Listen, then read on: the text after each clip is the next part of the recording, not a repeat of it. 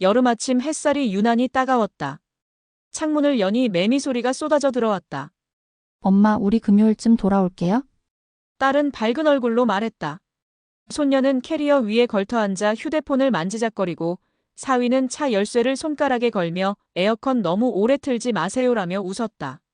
나는 그냥 고개를 끄덕였다. 그 말투, 그 장면이 낯설지 않았다. 늘 그랬으니까. 그들은 떠나고 나는 남았다. 문이 닫히고 차 소리가 멀어질 때까지 현관 앞에 서 있었다. 바람이 불자 마당에 감나무 잎이 부딪히며 소리를 냈다. 올해는 감이 좀 많이 달렸네. 혼잣말을 하며 잎사귀를 만졌다. 어쩐지 그 잎이 내 마음 같았다. 붙어 있으려 애쓰지만 바람이 세면 결국 떨어질 수밖에 없는. 그게 인생이더라. 아무리 붙들고 있어도 결국엔 흩어지는 게. 집 안으로 들어가려다 문득 돌아봤다. 햇살에 반짝이는 감잎, 마당을 스치는 그늘. 이 집을 지을 때 남편이 그랬다. 이 나무는 너무 그늘이 깊어서 싫다. 집이 눅눅해진다. 그 말이 마음에 남았던 걸까? 그 이후로 그 사람은 늘 그늘이 싫다고 했다. 그늘 같은 나도 아마 그 사람 눈엔 답답했겠지. 그런데 아이러니하게도 지금 이 집을 지켜주는 건 그 감나무의 그늘뿐이다. 거실로 들어오자 냉장고 모터 소리만 웅웅 울렸다. 딸이 해놓고 간 반찬통 뚜껑을 열자 고소한 들기름 냄새가 났다. 그 냄새에 문득 코끝이 시큰했다. 이제 나도 이런 냄새가 나는 사람이구나. 젊었을 땐 그렇게 싫어했던 엄마 냄새. 이제는 내 몸에 밴지 오래다. 식탁 위에 남은 밥그릇 2개를 씻으며 싱크대 위에 고인 물을 바라봤다. 그 속에 비친 내 얼굴은 생각보다 낯설었다. 볼살은 빠지고 눈가엔 잔주름이 더 늘었고 입술은 자꾸만 말라서 금이 갔다. 나도 모르게 중얼거렸다. 언제 이렇게 늙었을까? 손에 물기가 묻은 채 거실로 나와 소파에 앉았다. TV에서는 여행 광고가 흘러나왔다. 지금 떠나세요. 지금 아니면 언제 떠나시겠습니까? 그 말이 이상하게 가슴에 박혔다. 그래, 언제 떠나야 할까? 잠깐 그렇게 생각하다가 고개를 저었다. 내가 갈 수 있는 데가 어디 있다고. 그러다 문득 며칠 전 병원에서 받은 약 봉투가 떠올랐다. 의사가 요즘 좀 피곤하시죠? 하며 건넨 하얀 봉투. 그 안엔 무슨 약이 들었는지도 모르고 매번 그냥 삼켰다. 살아야지. 그렇게 생각하면서도 사실 왜 살아야 하는지 잘 모르겠을 때가 많았다. 점심을 차려 혼자 밥을 먹었다. 숟가락 부딪히는 소리만 허공에 울렸다. 한때 이 자리엔 웃음소리가 가득했는데 이제는 내 숨소리만 들린다. 엄마 밥 맛있어. 손녀의 목소리가 귓가에 맴돌았다. 그 아이가 학교 끝나고 들어오면 감나무 밑에서 얼음 동동 띄운 보리차를 마시곤 했는데 그 웃음소리가 지금도 귀에 선하다. 밥을 다 먹고 마당에 나가 빨래를 널었다. 햇살이 너무 강해서 손등이 따갑다. 손톱 밑에 남은 세제 자국을 보며 문득 내 인생도 이런 얼룩 같다는 생각이 들었다. 아무리 씻어도 문질러도 남아있는. 가족이 잘 되길 바라며 여기까지 왔는데 정작 나 자신은 어디에 있나 싶었다. 바람이 불어 널어둔 이불이 펄럭였다. 그 소리를 들으며 가슴속에서 어떤 조용한 결심이 피어올랐다. 이제 됐어. 나도 좀 쉬자. 누구에게 들려주지도 못할 결심이었다. 누군가 들으면 또 엄마 무슨 소리예요. 우리 곁에 있어야죠. 하겠지. 그 말에 웃으며 그래, 그럴게 하겠지만 내 안에 나는 이미 조금씩 떠나고 있었다. 저녁이 되자 해가 천천히 감나무 뒤로 넘어갔다. 주황빛 하늘이 집안을 물들였다. 그 색이 이상하게 따뜻하면서도 슬펐다. 이렇게 예쁜 노을을 나 혼자 보고 있네. 그 말을 중얼거리자 눈물이 핑 돌았다. 밤이 되었다. 딸에게서 전화가 왔다. 엄마, 저녁 드셨어요? 응, 다 먹었어. 에어컨 너무 오래 틀지 마세요. 응, 알았어. 통화는 고작 20초였다. 끊고 나니 휴대폰 화면 속 내 얼굴이 반사되어 보였다. 무표정한 얼굴. 그때 깨달았다. 나는 이 집안에서 오래전부터 조금씩 사라지고 있었구나. 불을 끄고 침대에 누웠다. 창문 사이로 달빛이 들어왔다. 감나무 잎 그림자가 커튼에 흔들렸다. 그 그림자를 보며 속으로 말했다. 내일은 감나무 가지 좀 정리해야겠다. 그러나 사실 나는 알고 있었다. 그건 가지치기가 아니라 마음의 정리였다. 그 여름 그렇게 나의 떠날 준비가 아주 조용히 시작되고 있었다. 여행 떠난 지 사흘째 되는 날이었어요. 아침부터 이상하게 몸이 무거웠어요. 밤새 뒤척였던 탓일까요? 눈을 뜨니 이불 밑이 축축하더군요. 습한 여름 공기가 이불 속에 갇혀서 마치 오래된 기억처럼 나를 눌렀어요. 부엌에 내려가 밥솥 뚜껑을 열었더니 전날 해둔 밥이 굳어 있었어요. 아, 또 버려야겠네. 그 말이 허공에 섞여 나가더니 다시 내 귀로 돌아왔어요. 누가 대답해 줄 리 없죠. 이 집에는 이제 대화가 없으니까요. 조용히 국을 데우며 싱크대에 손을 얹었는데 손끝이 조금 떨렸어요. 그 떨림이 단순히 나이 탓인지 아니면 다른 이유 때문인지 잘 모르겠더군요. 아침 뉴스를 틀어놓았는데 사회면에 요양보호사 폭언 피해자 이야기가 나왔어요. 화면 속 주름진 손이 나 같았어요. 그분이 울면서 말하더군요. 괜찮아요. 다 그런 거죠. 그 말을 듣자 이상하게 가슴이 쿵 내려앉았어요. 그래요. 내가 평생 달고 산 말이었어요. 괜찮아요. 남편이 늦게 들어와도 시어머니가 내 밥상을 보고 이게 반찬이냐 하셔도 딸이 사춘기 때 내 말을 무시하고 문을 쾅 닫아도 나는 언제나 그렇게 말했죠. 괜찮아, 괜찮아. 그런데 그 말은 위로가 아니라 주문 같았어요. 마치 스스로에게 최면을 거는 듯이 괜찮아야만 한다고 다그치는 말이었어요. 왜냐면 내가 무너지면 이 집이 무너질 것 같았으니까. 점심 무렵 마당에 나가 감잎을 치우다가 바람에 날린 종이 한 장이 내 발끝에 닿았어요. 구겨진 종이였는데 펼쳐보니 옛날 남편의 이름이 적힌 오래된 병원 영수증이었어요. 심장이 덜컥 내려앉았어요. 그날이 생각났어요. 남편이 세상을 떠나던 날. 그날도 여름이었어요. 나는 중환자실 앞 의자에 앉아 있었죠. 의사 선생님이 마지막 인사하세요 하던 그 말, 아직도 귀에 생생해요. 그때 딸이 울며 내 손을 잡았어요. 엄마, 아빠 이제 어떻게 해? 나는 그 아이 손을 꼭 쥐고 말했죠. 괜찮아, 우리 괜찮을 거야. 그 말이 입에서 나오는 순간 심장이 찢어지는 것 같았어요. 그럼에도 불구하고 그 말을 해야만 했어요. 딸 앞에서 무너지면 안 되니까. 그 후로 세상이 조금씩 달라졌어요. 남편 없는 집, 가계부의 숫자는 늘 빠듯했고 전기요금 고지서를 볼 때마다 숨이 막혔어요. 그래도 누구에게도 말하지 않았어요. 괜찮아. 조금만 버티면 돼. 그게 나의 기도였죠. 이제 와 생각하면 나는 평생 누군가의 기둥으로만 살았던 것 같아요. 엄마로, 며느리로, 아내로. 그런데 정작 나 자신은 어디에도 기대지 못했어요. 기둥에게는 그림자가 없잖아요. 늘 누군가를 바치느라 내 그림자조차 잊고 살았어요. 창문 너머로 바람이 들어왔어요. 감잎이 흔들리며 부딪히는 소리가 들렸죠. 그 소리가 마치 내 속살 같았어요. 약간의 바람에도 흔들리는, 그러나 부러지지 않으려 애쓰는 가지처럼. 그때 전화가 울렸어요. 딸이었죠. 엄마 점심 드셨어요? 응, 먹었어. 괜찮아. 더우면 에어컨 좀 켜세요. 괜찮아. 선풍기 틀었어. 통화는 불과 10몇 초였지만 그 안에 담긴 말은 평생의 거리 같았어요. 전화를 끊고 나서 싱크대에 기대 서 있었어요. 물이 졸졸 흐르는 소리. 그 소리에 맞춰 내 눈에서 눈물이 한 방울 떨어졌어요. 내가 운 건지 그냥 흘린 건지 그것도 모르겠더군요. 잠시 후 서랍을 열어 약 봉투를 꺼냈어요. 이름표엔 이순자라고 적혀 있었죠. 그 이름을 한참 쳐다봤어요. 내 이름인데 낯설었어요. 누가 이렇게 또박또박 내 이름을 불러준 적이 언제였던가. 가족들은 항상 엄마, 장모님이라 불렀죠. 그 이름 속에 나는 없었어요. 나는 약봉투를 모아 고무줄로 묶었어요. 그리고 작은 상자에 넣어두었죠. 언젠가 이 약도 이 집도 다 정리해야겠지. 그 말을 속으로 중얼거렸어요. 그날 밤 꿈을 꿨어요. 꿈속에서 나는 젊은 며느리였어요. 시어머니가 내게 말씀하셨죠. 순자야, 여자는 참고 살아야 한다. 그 말을 들으며 고개를 끄덕이는 나. 그리고 그 옆에서 웃고 있는 남편. 그 모습이 너무 생생해서 잠에서 깨서도 한동안 멍하니 천장을 바라봤어요. 참고 사는 게 미덕이었지. 그 시절엔 다 그랬다고, 그게 사랑이라고 믿었어요. 하지만 이젠 알아요. 그건 사랑이 아니라 나 자신을 지우는 일이라는 걸. 창밖으로 새벽 바람이 들어왔어요. 감잎 사이로 하늘이 희미하게 밝아오고 있었어요. 나는 그 하늘을 보며 조용히 속삭였어요. 괜찮아. 이젠 안 괜찮아도 돼. 그 말이 나도 모르게 입 밖으로 흘러나왔어요.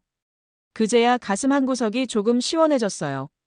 긴 세월 동안 눌러왔던 무언가가 조용히 녹아내리는 기분이었죠. 그날 새벽 나는 처음으로 괜찮지 않은 나를 허락했어요. 그리고 그 순간 나의 다음 결심이 아주 천천히 모습을 드러내기 시작했죠. 그날 밤 잠이 오지 않았어요. 선풍기가 돌다 멈추는 소리, 냉장고의 낮은 진동음, 그 사이를 가르며 풀벌레 소리가 들려왔죠. 그 모든 소리가 이상하게 크게 들렸어요. 마치 나에게 이제 결심해야 할 때야라고 속삭이는 것처럼. 문득 생각이 났어요. 여행 떠나기 전날 딸이 내게 했던 말이요. 엄마, 저희 일주일쯤 갔다 올게요. 잘 지내세요? 그 말 속에는 아무 걱정도 미안함도 없었어요. 그저 엄마는 언제나 여기 있을 사람이라는 확신이 담겨 있었죠. 그게 나였어요. 항상 남겨지는 사람. 가족이 떠나면 문을 닫고 냉장고를 정리하고 먼지를 털고 그렇게 또 하루를 보내는 사람. 하지만 이상했어요. 이번에는 그게 너무 고요하게 느껴졌어요. 아무 소리도 없는 그 집 안에서 내 숨소리만이 들렸죠.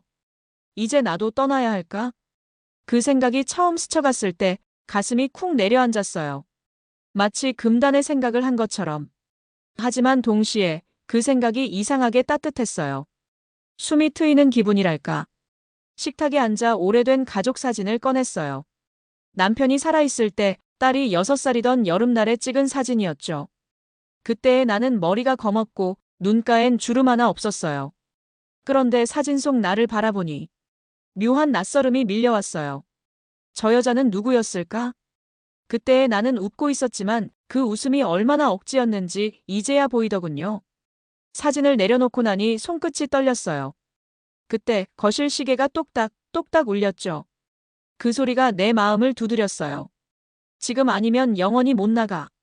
나는 조용히 일어났어요. 그리고 서랍 속에서 작은 봉투를 꺼냈죠. 거기엔 몇 년 동안 조금씩 모아둔 비상금이 있었어요. 손끝이 떨렸어요. 이 돈으로 뭘 할 수 있을까? 하지만 금액이 중요한 게 아니었어요. 내가 내 손으로 모은 돈이라는 사실, 그게 중요했죠. 그건 내 인생에서 유일하게 나를 위해 준비한 것이었어요. 그날 새벽 창문을 열었어요. 바람이 들어왔죠. 커튼이 흔들리며 내 볼을 스쳤어요. 차가운 공기가 내 얼굴을 쓰다듬는 듯 했어요. 그때 문득 남편의 목소리가 들리는 듯 했어요. 순자야, 너도 이제 좀 쉬어. 그 말이 바람 속에 섞여 흘러들어왔어요. 나는 조용히 웃었어요. 그래요. 이제 나도 쉬어야죠. 방 안을 둘러봤어요. 가구 하나하나 오래된 냄새가 밴 벽지, 딸이 결혼하던 날 벗어놓고 간 구두, 손자 장난감이 박힌 거실 바닥. 모두가 내 세월이었어요. 그런데 이상하게도 그 세월이 이제는 나를 붙잡는 게 아니라 나를 밀어내는 것 같았어요. 그때 마음속에서 딸의 얼굴이 스쳤어요. 엄마, 또 괜찮다고 하지 마세요. 그 말을 단 한 번이라도 들을 수 있을까? 그게 갑자기 궁금했어요. 하지만 그건 아마도 평생 듣지 못할 말일지도 몰라요. 그래서 이제는 그 말이 없어도 살아보기로 했어요. 옷장을 열어보니 예전에 사두고 한 번도 입지 않은 옅은 베이지색 원피스가 있었어요. 남편 장례식 이후로 단 한 번도 옷 욕심을 낸 적이 없었는데 그 옷을 사던 날은 유난히 마음이 울적했어요. 언젠가 나도 여행 한번 가야지. 그렇게 혼잣말을 했던 기억이 났어요. 나는 그 원피스를 꺼내 침대 위에 올려놨어요. 천천히 옷감을 만져봤죠. 부드러웠어요. 손끝이 스치는 그 촉감이 마치 오래 묵은 먼지를 털어내는 것 같았어요. 묵혀둔 내 인생의 먼지. 짐을 꾸릴까 하다가 멈췄어요. 생각해보니 가져갈 게 별로 없었어요. 옷 몇 벌, 통장, 약봉투 하나. 그게 전부였어요. 평생 살던 집인데 이렇게 손에 잡히는 게 없을 줄은 몰랐어요. 그게 참 허무하면서도 이상하게 홀가분했어요. 이 집을 팔면. 그 말이 머릿속에 떠올랐어요. 딸에게 물려줄 생각이었지만 그 아이는 이 집을 그저 짐이라 여길지도 몰라요. 그래요, 짐은 내가 정리해야죠. 나는 이제 짐이 아니라 한 사람의 나로 살고 싶어요. 새벽 4시쯤 부엌에서 커피를 끓였어요. 컵에 김이 피어오르는데 그 향이 묘하게 낯설었어요. 그동안 커피 향이 이렇게 따뜻했었나. 나는 조용히 한 모금 마셨죠. 입안에 퍼지는 그 쓴맛이 오히려 살고 있다는 느낌을 주었어요. 그리고 그 순간 결심이 굳어졌어요. 그래, 이제 떠나자. 그 말이 입 밖으로 새어나왔어요. 마치 오랜 세월 잠겨있던 문이 열리는 소리처럼 속이 시원했어요. 창밖이 희미하게 밝아왔어요. 감잎 사이로 햇살이 비치고 새들이 울기 시작했어요. 그 소리가 이상하게 축복처럼 들렸어요. 나는 그 빛을 바라보며 속삭였죠. 그래, 이건 도망이 아니라 시작이야. 그리고 나는 집안을 마지막으로 천천히 둘러봤어요. 손자 사진에 묻은 먼지를 닦고 남편 영정 앞에 작은 절을 올렸어요. 나 먼저 좀 다녀올게요. 그 말이 끝나자 눈가가 젖었어요. 하지만 이번엔 슬퍼서가 아니었어요. 이건 처음으로 내가 나를 위해 흘린 눈물이었으니까요. 짐을 싸던 그날 아침 햇살이 유난히 부드러웠어요. 며칠 전까지 눅눅하던 공기가 거짓말처럼 맑았죠. 마치 세상이 내 결심을 알고 이제 괜찮다고 등을 떠밀어주는 것 같았어요. 서랍을 하나씩 비우다가 제일 아래쪽 깊숙한 곳에서 낡은 봉투 하나를 발견했어요. 누렇게 바랜 봉투 위에는 조심스러운 글씨로 순자에게라고 적혀 있었죠. 손끝이 떨렸어요. 그 이름을 이렇게 또렷하게 본 게 얼마만인지 모르겠어요. 나는 잠시 숨을 고르며 봉투를 바라봤어요. 설마. 심장이 빠르게 뛰기 시작했어요. 떨리는 손으로 봉투를 열었죠. 안에는 구겨진 편지 한 장이 들어있었어요. 검은 볼펜으로 꾹꾹 눌러 쓴 글씨.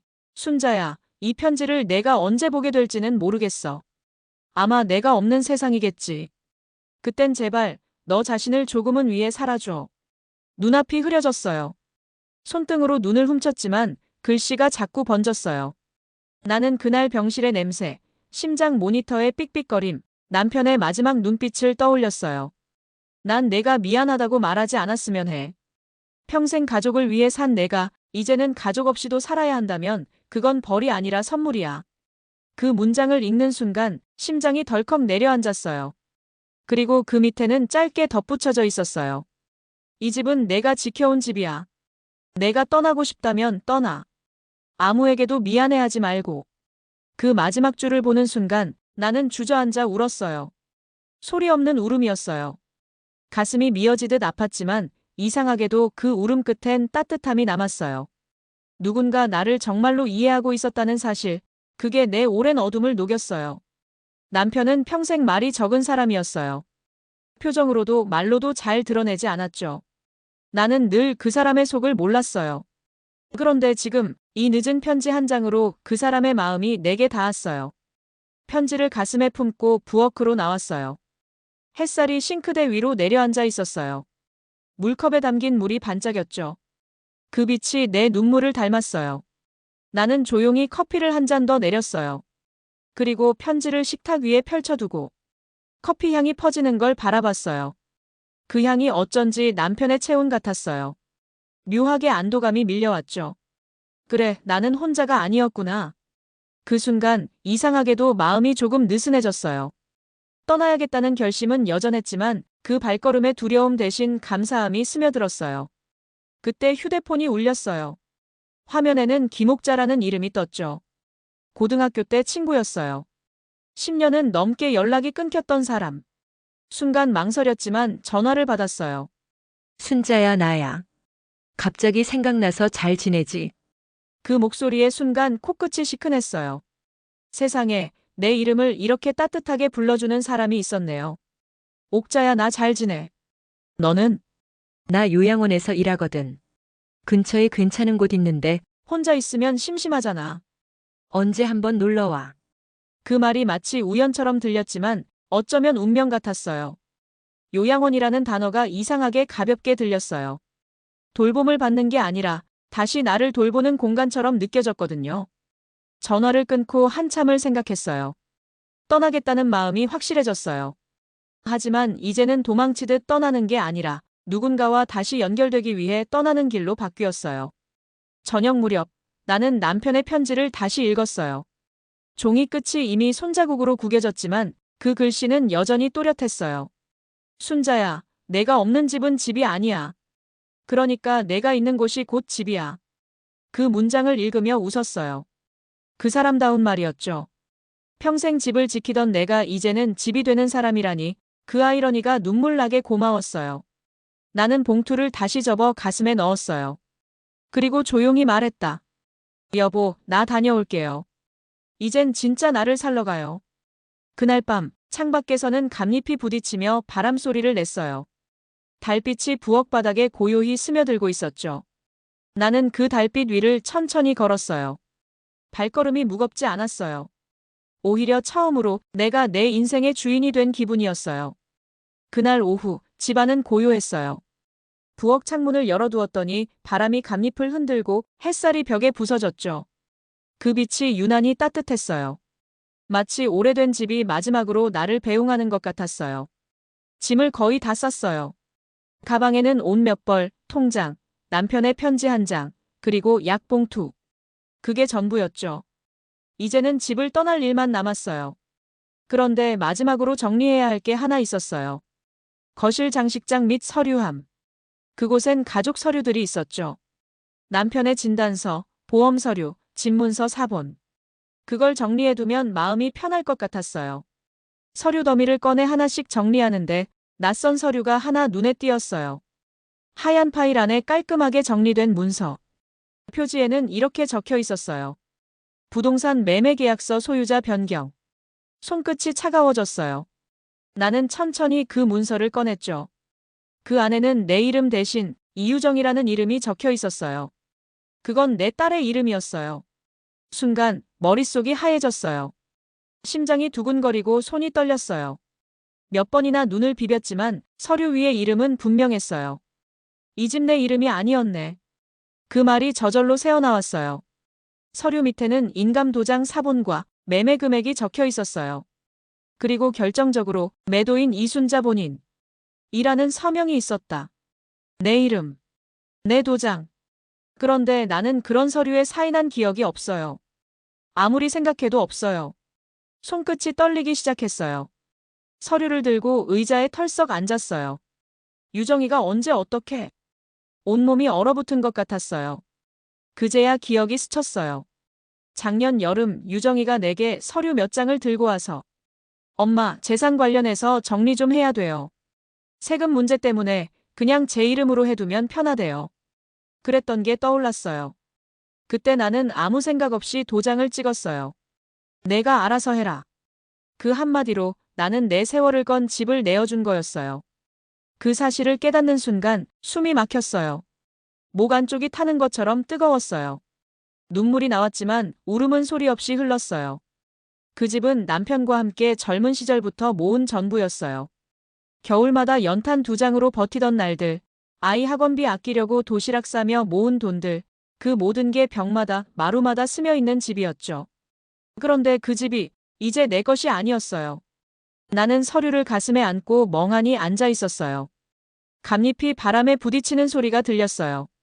그 소리가 마치 누군가 내 가슴을 긁는 듯 했어요. 유정이는 왜 나한테 말하지 않았을까?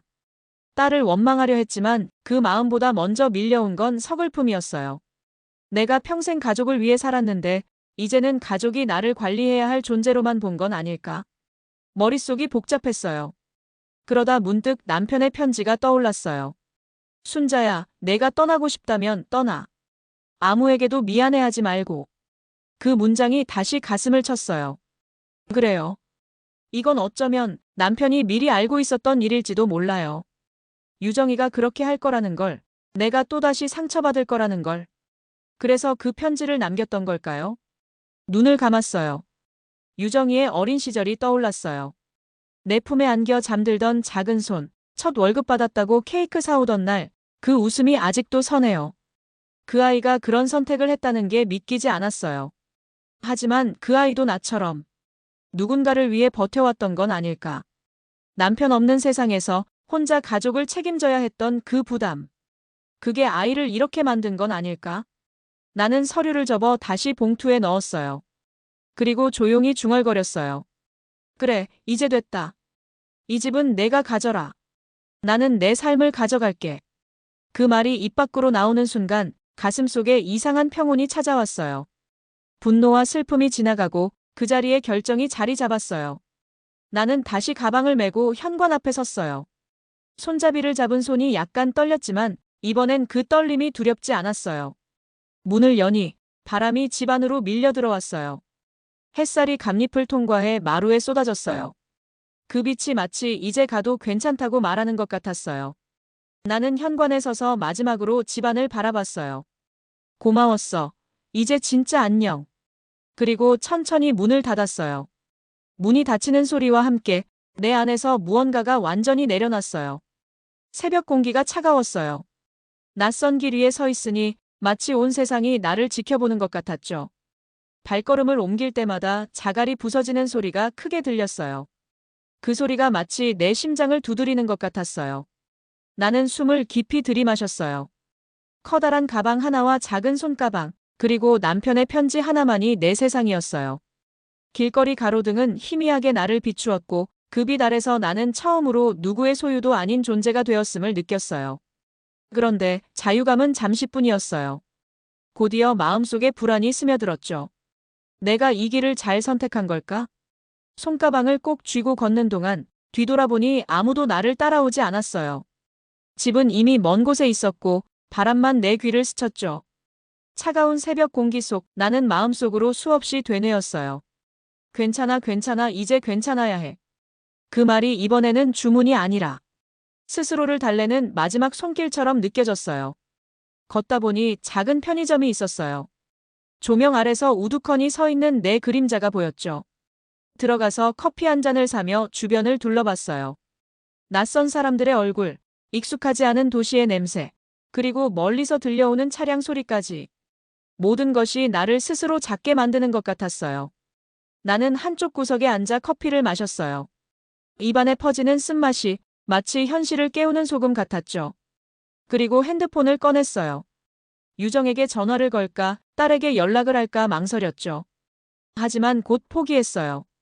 이 시간 나는 오롯이 나만의 사람이니까. 그때 뉴스 속보 알림이 울렸어요. 화면 속 문구가 내 시선을 사로잡았죠. 70대 여성 실종 신고 마지막으로 집에서 목격. 심장이 뛰기 시작했어요. 내 이름이 내 집 주소가 뉴스 속에 떠오른 것 같았어요. 갑자기 고립감이 몰려왔어요. 나는 방금 떠난 집안에서 나만이 자유로울 수 있다고 믿었는데 세상은 이미 나를 실종자로 만들고 있었어요. 그 순간 모든 선택이 잘못된 것처럼 느껴졌죠. 커피를 마시며 핸드폰을 계속 바라봤어요. 댓글, 알림, 메시지. 누구 하나 내 편이 없었어요. 집을 떠난 건 자유를 얻기 위한 결정이었지만 그 자유의 대가는 외로움과 절망이었죠. 눈가에 눈물이 고였지만 나는 손등으로 살짝 닦고 고개를 들었어요. 음악은 서서히 밝아오고 있었어요. 길거리에는 사람들이 출근을 준비하며 분주히 움직였죠. 그 모습이 어쩐지 날카롭게 느껴졌어요. 세상은 이렇게도 멀구나. 나는 생각했어요. 혹시 내가 너무 급했나? 가족과 상의하지 않고 떠난 게 잘못이었나? 하지만 남편의 편지가 떠올랐죠. 순자야, 떠나고 싶다면 떠나라. 아무에게도 미안해하지 마라. 그 말이 머릿속을 맴돌며 내 마음속 작은 불씨를 지켜주었어요. 비록 고독과 절망이 내 발목을 붙잡아도 이 길은 내가 선택한 길이니까. 나는 천천히 자리에서 일어났어요. 커피잔을 손에 들고 주변 사람들의 시선과 상관없이 한 걸음씩 발걸음을 옮겼죠. 그 발걸음이 무겁지만 한편으로는 살아있다는 증거처럼 느껴졌어요. 그날 새벽 나는 처음으로 알았어요. 자유는 이렇게 고독과 마주하는 순간에 찾아온다는 걸. 그리고 그 고독 속에서 나 자신을 마주해야 한다는 걸. 길을 걷는 내 발걸음 위로 바람이 불어와 갑잎을 흔들었어요. 그 소리가 이상하게도 나를 위로하는 것 같았죠. 나는 속으로 중얼거렸어요. 괜찮아, 순자야. 이 고독을 견뎌낼 수 있어. 그 말이 이번에는 마음속 깊이 닿았어요. 비로소 나는 진짜 나로서 존재할 준비가 되었죠.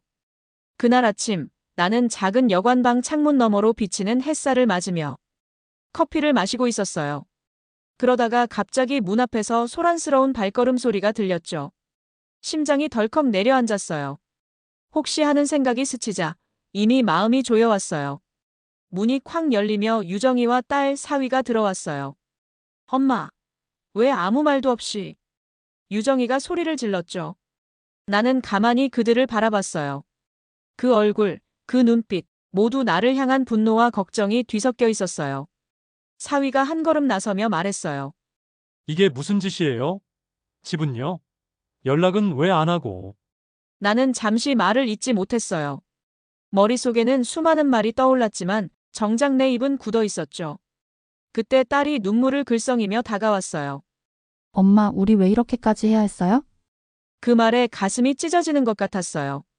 내 마음은 이미 떠날 준비가 되어 있었지만 그들에게는 내가 단순히 사라진 사람이 되어 있었죠. 나는 천천히 손을 내밀며 말했어요. 유정아, 나는 사라진 게 아니야. 그냥 나를 찾으러 떠난 거야. 찾으러? 찾으러라니, 엄마 무슨 말이에요? 그들의 얼굴이 혼란으로 일그러졌죠. 나는 숨을 깊이 들이마시고 처음으로 내 마음을 솔직하게 꺼냈어요. 평생 가족을 위해 살았지만 나는 내 자신을 잃었어. 남편이 떠난 뒤에도 너희를 위해 살아왔지만 그게 나를 살게 하지 않았어. 이제는 나를 위해 살아야 했어. 그 말을 듣고 딸이 울면서 내 손을 잡았어요. 엄마, 그걸 왜 혼자서? 나는 눈을 감고 손을 꼭 잡은 딸의 따뜻함을 느꼈죠. 유정이가 말했어요. 엄마, 우리가 몰랐던 거예요? 미안해요, 정말 몰랐다고요? 그 말에 가슴 깊이 후련함이 밀려왔어요. 그제야 나는 알았죠. 그들이 내 마음을 이해하지 못했던 건 내가 충분히 말하지 않았기 때문이라는 걸. 사위도 한 발 다가와 내 어깨를 잡았어요. 엄마, 제발 우리랑 함께 있어요. 우린 엄마가 필요해요. 그 손길에 나는 눈물이 났지만 이번에는 부끄럽거나 미안한 눈물이 아니었어요. 오히려 마음이 풀리며 수년간 쌓인 긴장이 조금씩 흘러내리는 느낌이었죠. 나는 그 자리에서 오래된 편지를 꺼냈어요. 남편이 남긴 편지, 그리고 내가 발견한 서류. 이 집, 내가 떠날 수밖에 없었던 이유가 여기 있어요. 그렇게 하나씩 보여주며 설명했죠. 그들은 눈을 크게 뜨고 말없이 듣기 시작했어요. 딸의 얼굴에는 놀람과 이해, 그리고 안도의 기운이 섞여 있었죠. 유정이는 내 손을 꼭 잡으며 말했어요. 엄마, 이제 더 이상 혼자가 아니에요? 우리가 엄마 편이에요? 그 순간 나는 알았어요. 평생을 혼자 견디며 쌓아온 감정이 단 한순간의 솔직함으로 풀릴 수 있다는 걸. 나는 천천히 방을 둘러보며 말했어요. 이 집, 이제 너희가 관리해. 나는 나를 찾아가는 길을 가겠어. 딸이 속삭였어요. 엄마, 우리가 따라갈게요. 함께 떠나요? 나는 잠시 멈추고 그들을 바라봤어요. 사실 나는 혼자 떠나길 바랐지만 그 마음이 그들 덕분에 조금은 부드러워졌어요. 그래, 그럼 함께 가자. 나는 그렇게 말하며 손을 내밀었죠. 그날 우리는 현관에서 잠시 서로를 바라봤어요. 바람이 감잎 사이를 스치며 소리를 냈고 햇살이 마루에 부서졌죠. 그 빛 속에서 나는 알았어요. 수십 년간 쌓인 가족의 오해와 침묵, 그리고 나의 외로움이 마침내 폭풍 속에서 해소될 수 있다는 걸. 나는 마음속으로 남편에게도 속삭였어요. 여보, 나 이제 괜찮아요. 이제 진짜로 내 삶을 살게 되었어요. 그 순간 나는 처음으로 집을 떠나는 두려움보다 내 마음을 이해해주는 가족의 존재에 더 큰 힘을 얻고 있다는 걸 느꼈어요. 그날 아침 나는 조용히 창문을 열었어요. 햇살이 방 안으로 스며들며 마루 위를 금빛으로 물들였죠. 감잎이 바람에 흔들리는 소리가 들렸고 그 소리가 내 마음을 깨우는 듯했어요. 그동안 내가 떠난다는 것이 이토록 큰 파장을 몰고 올 줄 몰랐어요. 딸과 사위, 손녀가 내 뒤를 따르며 현관에서 마음 졸인 얼굴을 보았을 때 나는 한동안 숨이 막히는 기분이었죠. 하지만 이제 마음이 달라졌어요. 그들의 얼굴을 보며 안도와 따뜻함을 느꼈거든요. 짐을 정리하며 바라본 가방 속에는 여전히 남편의 편지, 내가 꺼내둔 서류, 그리고 작은 추억들이 담겨 있었어요. 그 안에 담긴 지난 세월이 마치 나를 이끌어주는 나침반 같았죠. 나는 천천히 걸음을 옮기며 새로운 여정을 상상했어요. 멀리 떨어진 작은 시골 마을, 거기서 손녀와 함께 살던 옛 친구가 살던 집, 그리고 옥자 친구가 추천한 작은 요양원까지. 이제 나는 더 이상 집이라는 울타리에 갇히지 않아요. 내가 있는 곳이 바로 내 삶이자 내 집이니까요. 그런데 마음 한켠에는 아쉬움도 있었어요. 수십 년간 가족을 위해 희생하며 살아왔던 시간들, 그 모든 기억들이 한순간에 떠나버리는 것 같아 가슴이 찡했죠. 하지만 그 아쉬움은 슬픔이 아니었어요. 그건 마치 오래된 옷을 벗어던지고 가벼워진 기분과도 같았어요. 딸이 다가와 내 손을 잡았어요. 엄마 이제 마음껏 살아요? 우리도 엄마가 행복한 모습 보고 싶어요? 그 말을 듣는 순간 나는 눈물이 나왔지만 이번엔 기쁨과 감사의 눈물이었어요. 나를 이해하고 지켜주는 가족이 있다는 것이 내게 이렇게 큰 힘이 될 줄 몰랐죠. 나는 잠시 멈추어 창밖을 바라봤어요. 나무 사이로 햇살이 흔들리고 바람이 감잎을 스치며 속삭였어요. 이제 괜찮다고, 새로운 삶이 시작된다고. 그 순간 나는 남편의 편지를 다시 떠올렸어요. 순자야, 내가 떠나고 싶다면 떠나라. 아무에게도 미안해하지 말고. 그 편지는 나에게 용기와 자유를 주었죠. 그리고 딸의 손길과 친구의 위로가 그 자유를 실제로 살아갈 힘이 되었어요. 나는 깊게 숨을 들이마셨어요. 커피 향이 방 안에 퍼지고 가슴속 긴장이 천천히 풀리는 걸 느꼈죠. 오랜 세월 미뤄두었던 내 마음이 이제서야 숨 쉴 공간을 얻은 기분이었어요. 짐을 메고 마지막으로 집안을 둘러봤어요. 손자 사진, 남편 사진, 오래된 장식들. 모든 것이 나를 떠나보냈지만 그 안에는 여전히 내 흔적이 남아 있었어요. 그 흔적이 있기에 나는 안심하며 떠날 수 있었죠. 문을 나서며 나는 속으로 중얼거렸어요. 이제 시작이야. 나를 위한 삶, 내 이름으로 살아가는 시간. 그 길 위에서 느낀 자유는 달콤했지만 한편으로는 책임과 선택이 뒤따르는 무게였어요. 하지만 이번에는 두렵지 않았죠. 이제 나는 나를 선택했으니까요. 해가 점점 떠올랐어요. 마치 세상이 내 앞길을 밝혀주는 듯 길가에 드리운 그림자가 서서히 사라졌죠. 나는 깊게 숨을 내쉬며 한 걸음 한 걸음 나아갔어요. 뒤돌아보니 가족의 손길과 이해가 마치 나를 뒤에서 밀어주는 듯 했어요. 그 힘을 믿으며 나는 앞으로 펼쳐질 새로운 삶을 향해 천천히 그러나 확실하게 나아갔죠.